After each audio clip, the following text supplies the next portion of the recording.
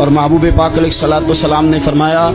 عبداللہ یاد رکھنا، یہ نوجوان دوست میری بات لکھ لیں، پریشان لوگ میری بات لکھ لیں، جن کے پاس قوت فیصلہ نہیں وہ اس بات کو لکھ لیں۔ حضرت عبداللہ ابن عباس فرماتے ہیں میرے نبی پاک علیہ السلام نے مجھ سے فرمایا تھا عبداللہ سن، اگر ساری دنیا مل کے تیرا کوئی نفع کرنا چاہے کر نہیں سکتی جب تک میرے رب کی رضا نہ ہو، اور فرمایا ساری دنیا مل کے تیرا کچھ بگاڑنا چاہے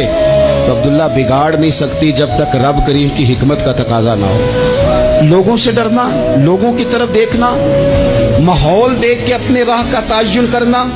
ہر بندے کے خیالات کے مطابق ڈھلنے کی کوشش کرنا، فلانا نہ ناراض ہو جائے، فلانا نہ ناراض ہو جائے، وہ جس نے ہونا ہو جائے، بس رب رسول ناراض نہ ہو۔ اپنی زندگی میں اپنے مالک کو مولا جان کے وَلِلَّهُ مَوْلَاكُمْ، اللہ تمہارا مولا ہے، وَهُوَ خَيْرُ النَّاصِرِينَ۔